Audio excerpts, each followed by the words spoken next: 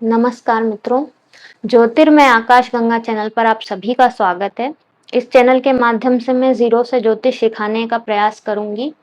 अगर आपको वीडियो अच्छी लगे और पसंद आए तो आप प्लीज़ लाइक और सब्सक्राइब ज़रूर कीजिएगा। तो चलिए आज हमारी फर्स्ट क्लास है, मैं स्टार्ट करती हूँ। उससे पहले मैं श्री गणेश और सरस्वती की वंदना करती हूँ, उनको प्रणाम करती हूँ। वो बुद्धि के देवी देवता और वाणी के देवी देवता हैं। उनके बिना कोई भी काम होना मुश्किल है, इसलिए उनको प्रथम प्रणाम करेंगे।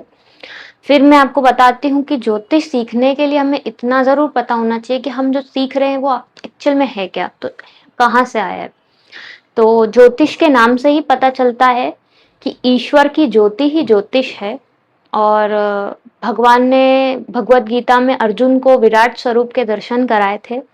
तो वो जो विराट पुरुष हैं, उनकी जो आंखें हैं उससे भी ज्योतिष को ही देखा जाता है। विराट पुरुष के अंदर ही सारी दुनिया समाई हुई है और यही ज्योतिष भी उन्हीं की भगवान की आंखें हैं ज्योतिष। और प्रकाश है ये भगवान का जो हमें प्राप्त हुआ है। तो इसको अगर हम पढ़ते सीखते हैं तो हमारे जीवन में जरूर प्रकाश आता है। और जो लोग ज्योतिष को नहीं मानते, एक्चुअल में ये अंधकार में जी रहे हैं वो लोग, क्योंकि बिना ज्योतिष के तो कुछ भी नहीं है। जिस दिन हमारा जन्म होता है उसी दिन से हम ज्योतिष के इर्द गिर्द घूमते हैं, या हमारे अंदर ही ज्योतिष है, ऐसा बोला जा सकता है। जहां देखो वहां ज्योतिष है, क्योंकि अगर हम जन्मते हैं तो मृत्यु भी ज्योतिष के द्वारा ही है, और जन्म है तो मृत्यु अवश्य है। जब ये अवश्य है तो ज्योतिष कैसे नहीं है। सूर्य उदय हो रहे हैं, उन वो दिखते हैं हमें, चंद्रमा दिखते हैं हमें, तो ज्योतिष कैसे नहीं है। ज्योतिष बहुत अच्छा है और सीखना पढ़ना जरूर चाहिए इसे। और जिस प्रकार से ज्योतिष विज्ञान है, ये बहुत बड़ा समुद्र है। तो इतना तो मुझे भी नहीं पता। त्रिकालदर्शी पहले ऋषि मुनि थे, अब तो ऐसा दिखता नहीं है, ऐसा कुछ संभव नहीं लगता है कि ऐसे त्रिकालदर्शी भी कोई हो। पर जो समुद्र की कुछ बूंदें मुझे प्राप्त हुई हैं उसके द्वारा मैं आपको भी समझाने का प्रयास करूंगी। और जो ज्योतिष पढ़ते हैं सीखते हैं उनकी जिंदगी में प्रकाश अवश्य आता है, क्योंकि सूर्य चंद्रमा प्रकाशमय ग्रह हैं और तारे हैं बाकी सारे ग्रह। तो जब हम इनको पढ़ेंगे तो हमारे जीवन में अंधकार दूर हो जाएगा। जिस प्रकार से लोग बोलते हैं हम नहीं मानते हैं, तो वो अपना जन्मदिन भी ज्योतिष के हिसाब से ही मनाते हैं एक्चुअल में, पर उनको पता ही नहीं है कि ज्योतिष है क्या। जब त्योहार मनाते हैं वो भी तिथि और नक्षत्रों के द्वारा ही मनाए जाते हैं। अगर ये नहीं हो, चंद्रमा के द्वारा नक्षत्र नहीं देखे जाए, पंचांग नहीं बनाया जाए, तो कैसे पता चलेगा कि दिवाली कब है, होली कब है। तो है तो ये सब ज्योतिष के ही अंग हैं। और जब हम इसको समझेंगे तो हम पाएंगे कि सभी जगह हमारे इर्द गिर्द ज्योतिष ही है। ठीक है, ज्यादा आगे ना बोल के मैं अब क्लास पे चलती हूँ। प्रथम क्लास आज हमारी स्टार्ट है।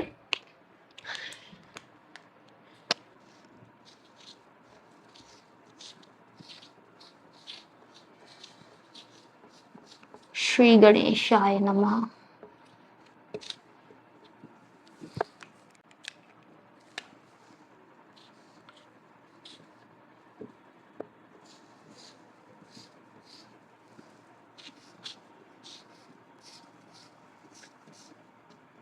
से स्टार्ट करेंगे।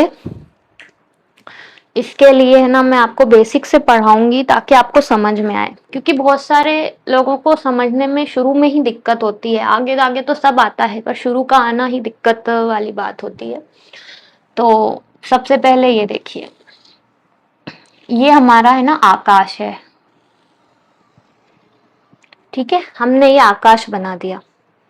मान लीजिए ये हमारा आकाश है, तो आकाश की जो माप है वो कितना है, जो आकाश का एरिया है ना वो 360 डिग्री है। और 360 डिग्री में ही ग्रह घूमते हैं, चक्र लगाते हैं, और उसी में ही राशि चक्र होता है। तो राशियों को भी 360 डिग्री में ही 12 राशियों को विभाजित किया गया है। तो यहाँ मैं लिख देती हूँ, 360 डिग्री का ये हमारा आकाश है। ठीक है, अब जिस समय हम जन्म लेते हैं उस समय आकाश में जो स्थिति होती है, उस दिन उस समय वही स्थिति हमारी जो पत्रिका होती है वो फोटोकॉपी होती है। कुंडली जो होती है हमारी वो फोटोकॉपी होती है उस आसमान की जिस समय हम जन्मते हैं। ठीक है, तो इसमें मैं आपको कुंडली बना के ही समझाऊंगी ताकि आपको इजीली समझ में आए।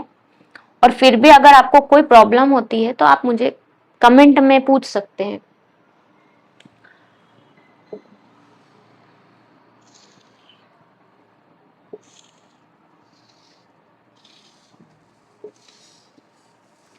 ये कुंडली इस प्रकार से होती है, ठीक है। अब 360 डिग्री का हमारा आकाश है।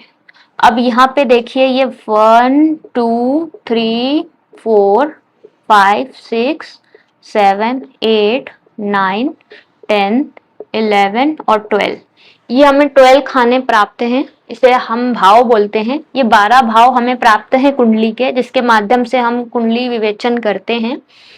तो इन 12 भावों में ही राशियों को बिठाया जाता है। तो 360 के हिसाब से जब हम विभाजित करेंगे उसको 12 राशियों में,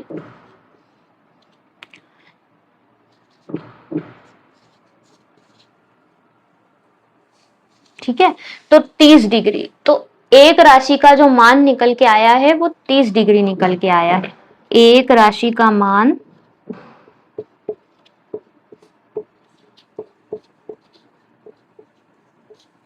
30 डिग्री, ठीक है। तो ग्रह जो है 360 घूमते हैं, है ना। अब वो एक राशि में कितना घूमते हैं वो निकल के आ गया है। एक राशि में ग्रह 30 डिग्री घूमता है, फिर दूसरी राशि में जाता है, फिर उसमें 30 डिग्री घूमता है, फिर तीसरी राशि में जाता है, फिर उसमें 30 डिग्री घूमता है। जब तक ग्रह 30 डिग्री नहीं घूम लेता है तब तक वो दूसरी राशि में नहीं जा सकता है। तो पहले वो अपना जो उसका माप है 30 डिग्री का उतना चक्कर लगाएगा, उसके बाद ही वो दूसरी राशि में प्रवेश करेंगे, ठीक है।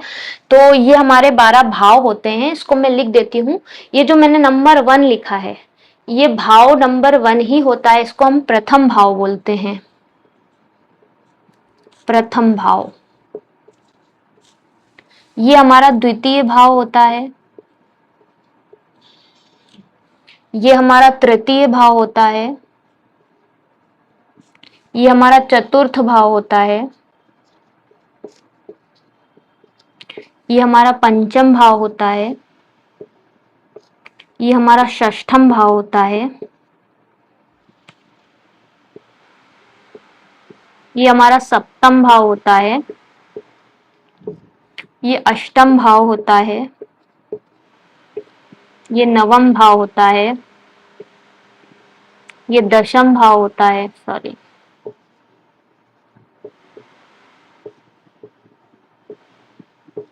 ये एकादश भाव, ये द्वादश भाव। तो ये द्वादश भाव बताए गए हैं। इनको भाव भी बोला जाता है, इनको घर भी बोला जाता है और इंग्लिश में इनको हाउस भी बोलते हैं।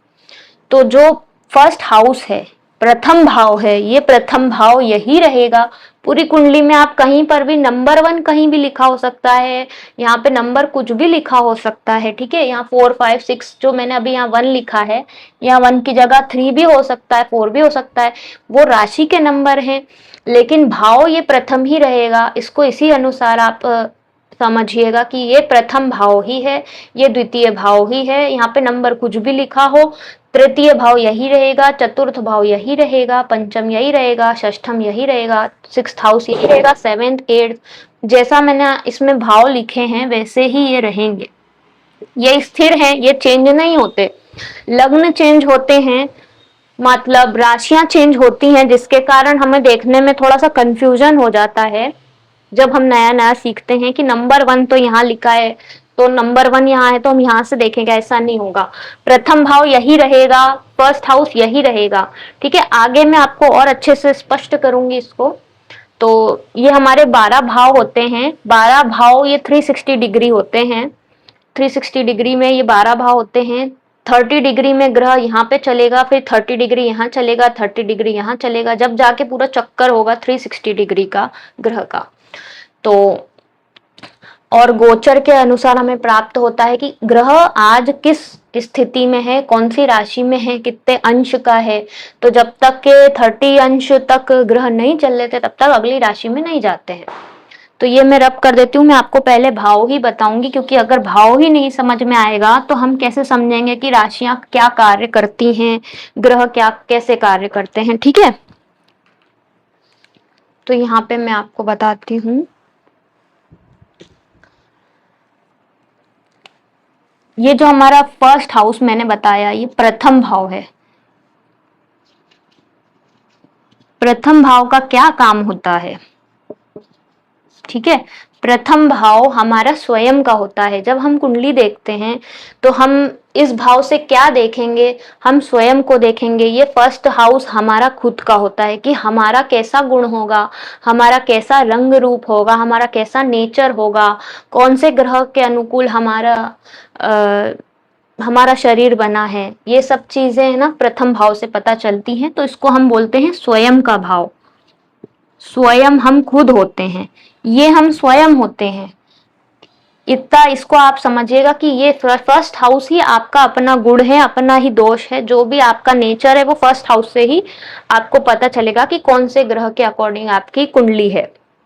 ये प्रथम भाव हमारा स्वयं का होता है। फिर ये द्वितीय भाव,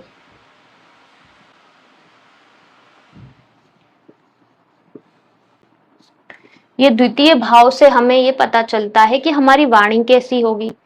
ठीक है, वाणी का पता चलता है हमारा धन कैसा होगा। द्वितीय भाव से धन का पता चलता है, वाणी का पता चलता है, और हमारा पुश्तैनी जो हमारे पास घर मकान होता है, धन जो भी होता है, पुश्तैनी मतलब माता पिता के द्वारा प्राप्त जो भी पूंजी और घर वगैरह रहता है वो सब। मान लीजिए कि द्वितीय हाउस में बहुत अच्छे ग्रह बैठे हैं तो उसको उसके माता पिता के द्वारा अच्छा आशीर्वाद प्राप्त होगा। द्वितीय भाव धन, वाणी और मकान, प्रॉपर्टी। ठीक है, ये सारी चीजें द्वितीय मतलब हमारे पितरों के द्वारा प्राप्त, माता पिता या दादा दादी इन सब के द्वारा प्राप्त जो धन होता है वो हम द्वितीय भाव से देखते हैं। इतना आप इसको समझिएगा। कुटुंब को इसके द्वारा हम देखते हैं, कुटुंब। ठीक है, ये तृतीय भाव। अब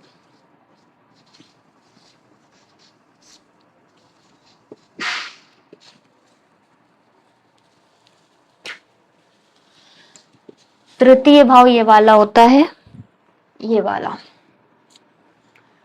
इसके द्वारा हम देखते हैं कि हमारा पराक्रम कैसा रहेगा, हमारा बल कैसा रहेगा, और इसके द्वारा हमें हमारे छोटे भाई बहन का भी पता चलता है। तृतीय भाव पराक्रम का रहता है। जब हमें किसी का कुंडली में देखना हो कि इसका बलाबल कैसा होगा, इसका पराक्रम कैसा होगा, तो हम तृतीय भाव देखेंगे, थर्ड हाउस देखेंगे। जब हमें उसकी वाणी देखनी है कि ये कैसा बोलेगा, इसका धन कैसा होगा, तो हम द्वितीय भाव देखेंगे। और हम इसको खुद को देखेंगे कि ये खुद इंसान कैसा है, तो हम प्रथम भाव देखेंगे।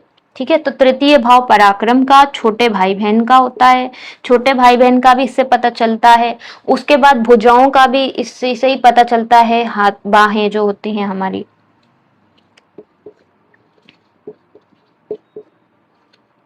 पराक्रम, छोटे भाई बहन, बलाबल। ठीक है, और फोर्थ हाउस जो है ये चतुर्थ हाउस। इससे हमें हमारी माता के बारे में जानकारी मिलती है कि हमें हमारी माता जी कैसी होंगी, और उनके द्वारा हमें सुख प्राप्त है कि नहीं। इस भाव को हम माता भाव भी बोलते हैं और सुख भाव भी बोलते हैं।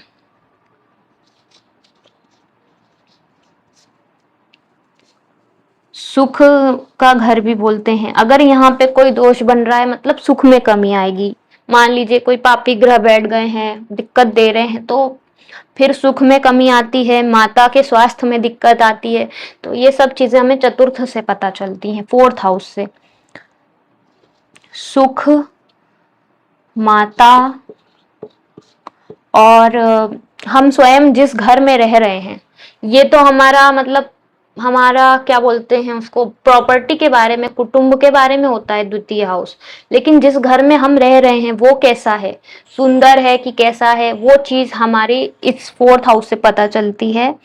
अगर यहाँ शुभ ग्रह बैठे हैं तो आपका घर बहुत अच्छा होगा, और गाड़ी वगैरह होगी आपके पास, अगर अच्छा यहाँ पे योग बन रहा है तो यहाँ से हम सुख को, घर को, बंगले को, ठीक है, घर और गाड़ी को भी हम इसी हाउस से देखते हैं, गाड़ी घोड़ा जो लोगों को प्राप्त है। फिर फिफ्थ हाउस आता है हमारा, ठीक है, फिफ्थ हाउस से हम देखते हैं पंचम से हमारी संतान के बारे में पता चलता है कि हमारी संतान कैसी होगी, बुद्धिमान होगी कि मस्तीखोर होगी। और उसके बाद प्रेम विवाह का यहाँ से पता चलता है, हमारी बुद्धि कैसी होगी, इसे मेन तो बुद्धि का भाव बोला जाता है, तो हमारी बुद्धि कैसी होगी और संतान कैसी होगी, ठीक है। और प्रेम विवाह के बारे में भी फिफ्थ हाउस से पता चलता है, पंचम भाव से।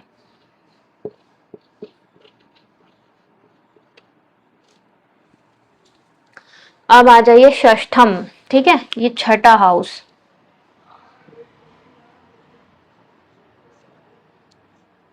षष्ठम से हमें रोग का पता चलता है कि हमें कौन सा रोग होगा। भैया दुनिया में आए हैं तो कुछ ना कुछ तो उठाना ही है कष्ट। तो जो छठा भाव है ये हमें रोग के बारे में बताता है, रिपु के बारे में बताता है, रिपु हमारे शत्रु कैसे होंगे। अगर यहाँ पे ग्रह अच्छे बैठे हैं, पावर में बैठे हैं, तो हम मतलब शत्रु हम पर हावी नहीं हो सकते हैं। और ऋण का भी पता चलता है कि कितना ऋण होगा। अगर यहाँ पर स्थिति अच्छी नहीं है तो वो इंसान जरूर ऋण में होगा, मतलब उसके ऊपर ऋण होगा बहुत सारा। तो ये रोग ऋण रिपु का भाव है। रोग ऋण रिपु, रिपु मीन्स शत्रु। अब आ जाइए सप्तम भाव पे, ठीक है।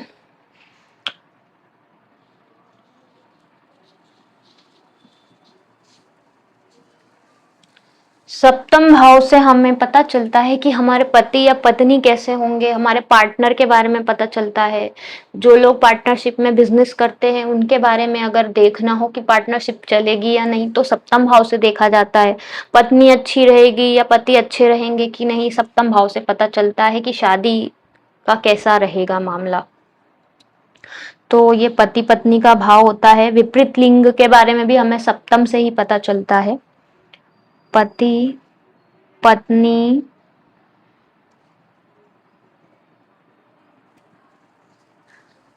पति पत्नी, पार्टनरशिप,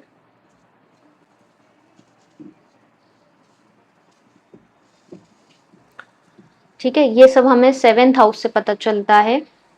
क्योंकि हम पहले भाव इसलिए बता रहे हैं, अगर हम भाव सीखेंगे तब हमें पता चलेगा कि राशि यहाँ पे है तो क्या होगा और राशि कैसे होती है। पहले इसलिए मैं आप लोगों को भाव का बता रही हूँ, सबसे पहले यही आना जरूरी है। फिर अष्टम भाव, ये रहा।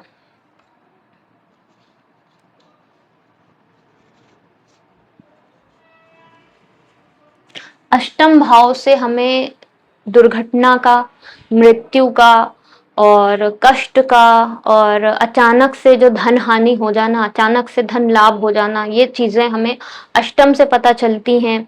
इसके अलावा हमें अष्टम से गूढ़ विद्या का भी पता चलता है, सिद्धि का पता चलता है। जिसे बहुत सारे लोगों के पास है, अलग ही बोलते हैं ना, एक अलग ही पावर होती है कि वो मतलब गुप्त विद्याओं के जानकार होते हैं। तो वो गुप्त विद्या जो होती है वो अष्टम से पता चलती है। अष्टम भाव मृत्यु, कष्ट, दुख, दुर्घटना, ठीक है, और अचानक से धन हानि या धन लाभ।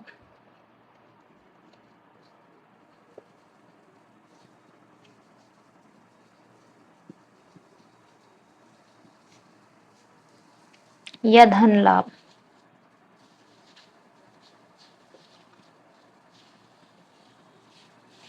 और इसके अलावा गुप्त विद्या, ये भी हमें जैसे ज्योतिष का भी गुप्त, ज्योतिष भी गुप्त विद्या है, तो ये भी अष्टम से ही होता है इसका भी।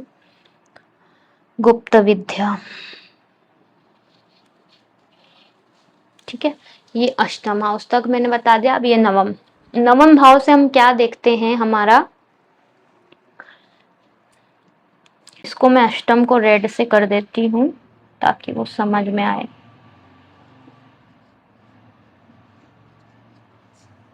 अष्टम, नवम भाव,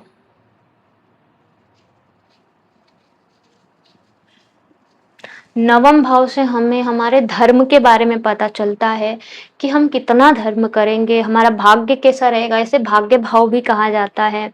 और तीर्थ यात्रा कैसी रहेगी, बहुत से लोग बहुत ज्यादा तीर्थ यात्रा करते हैं और बहुत से लोग कर ही नहीं पाते हैं, तो ये सब हमें हमारे 9th हाउस से पता चलता है। अगर यहाँ पे शुभ योग होते हैं तो बिल्कुल इंसान धार्मिक होता है, अपने धर्म से जुड़े रहने वाला। और अगर यहाँ पे पापी ग्रहों का कुछ योग हो जाए तो वो अपने धर्म से च्युत हो जाता है, धर्म से हटने वाला होता है और अपनी संस्कृति को छोड़ सकने वाला होता है। तो ये सब हमें नवम भाव से पता चलता है।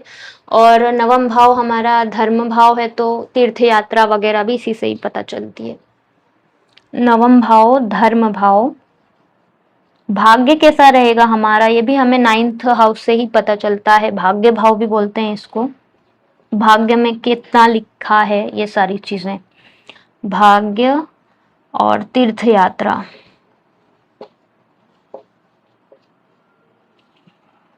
ठीक है, अब ये दशम भाव, दशम भाव से हमें, जैसे यहाँ 4th हाउस से हमें हमारी माता का पता चलता है, ठीक 180 डिग्री पे हमें हमारे पिता के बारे में जानकारी मिलती है। दशम हाउस से हम हमारे पिता का आशीर्वाद कैसा रहेगा, कैसा उनका नेचर रहेगा, या उनको कोई तकलीफ तो नहीं है, ये सारी चीजें 10th हाउस से पता चलती हैं, वो हमारे प्रति कैसे रहेंगे। और मान सम्मान का भी भाव यही है, मान सम्मान हमारा जिंदगी में लोगों के बीच में कैसा रहेगा, और उसके बाद हम कैसे कर्म करेंगे, ये भी दशम भाव ही हमें बताता है। तो इसे कर्म भाव भी बोला जाता है।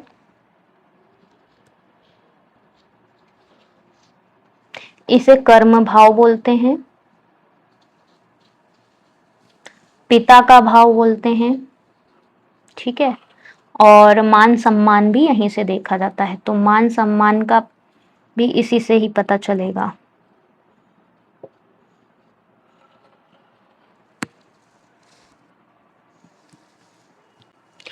अब आता है एकादश भाव। एकादश भाव से हम क्या देखते हैं कि यहाँ से तो हमने हमारे धन को देखा था, द्वितीय भाव जो होता है वो धन भाव होता है।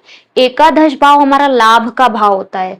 जब हम कर्म करेंगे तो हमें जो लाभ होगा, जो लाभ प्राप्त होगा, स्व अर्जित लाभ, उसे हम एकादश भाव से देखते हैं।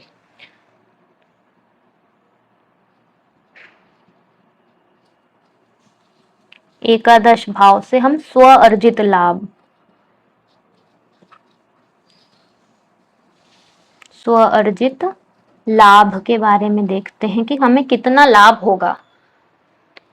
हम जैसा कर्म करेंगे वैसा ही हमें लाभ होगा, तो इसलिए कर्म के बाद इसको ही देखा जाता है। अब द्वादश भाव को हम देखेंगे, ये रहा द्वादश भाव।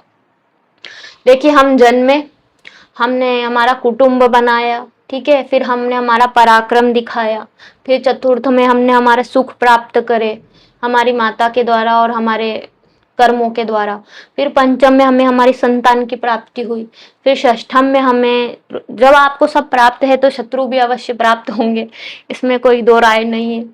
तो शत्रु और ऋण वगैरह देखना हो तो षष्ठम भाव। फिर सप्तम से हमें ये भी देखना है कि पत्नी और पति कैसे रहेंगे, तो ये सप्तम से पता चलता है। फिर अष्टम से हमारी मृत्यु कैसी होगी, ये पता चलता है। फिर नवम भाव से हमारा धर्म कैसा होगा, भाग्य कैसा होगा, ये पता चलता है। फिर दशम से हमारे पिता और मान सम्मान के बारे में पता चलता है। फिर एकादश से हमें हमारे स्व अर्जित लाभ के बारे में पता चलता है। तो जब हमने सब कुछ कर लिया तो भैया अब हम यहीं फंसे नहीं रहेंगे, अब हमको मोक्ष भी चाहिए ना कभी किसी योनि में, तो वो द्वादश भाव से पता चलता है। द्वादश भाव को मोक्ष भाव भी कहा जाता है। ये मैं रेड से इसलिए लिख रही हूँ तीनों को, ये 6, 8 और ये 12। पूरी कुंडली में सबसे ज्यादा जो पापी भाव है ना, वो यही है, 6, 8, 12। इन्हीं के द्वारा ही हमें कष्ट प्राप्त होते हैं, ताकि हम सही मार्ग पे चल सके। तो इसको हम द्वादश भाव कहेंगे। द्वादश भाव ये होता है हमारा मोक्ष का भाव। अब यहाँ से हमने जब सब कुछ करने के बाद धन कमाया, तो धन खर्च भी होगा, तो वो व्यय भाव भी होता है। द्वादश भाव हमारा व्यय भाव कहलाता है। इससे हम हमारे व्यय को देखते हैं, व्यय भाव। ठीक है, और इसी से ही हमको हॉस्पिटलाइज का भी पता चलता है कि मतलब अगर यहाँ पे कुछ दोष हो तो जरूर वो मतलब हॉस्पिटल में जरूर भर्ती होने का वो रहता है, दशा अंतरदशा के अकॉर्डिंग पता चलता है। ये तो खैर एक्स्ट्रा बात है, क्योंकि अष्टम और द्वादश दोनों में अगर योग बनता है तो ही इसका कंफर्म होता है कि सामने वाले के साथ क्या स्थिति रहेगी हॉस्पिटल में। इसको अभी हम छोड़ देते हैं। बाकी द्वादश भाव से हमें नवम से हमको तीर्थ का पता चलता है। तृतीय से हमको हमारा सुबह से शाम तक की जो यात्रा रहती है वो हम थर्ड हाउस से देखते हैं। और तीर्थ यात्रा वगैरह जो रहती है, जो यहीं के यहीं कर ली हमने 2-4 दिन की, वो नवम भाव से पता चलती है। और द्वादश भाव से हमें हमारी विदेश यात्रा पता चलती है। जैसे बोलते हैं ना हमारे विदेश के योग हैं कि नहीं, तो वो द्वादश भाव से पता चलता है। द्वादश भाव मोक्ष, व्यय और विदेश यात्रा का भाव।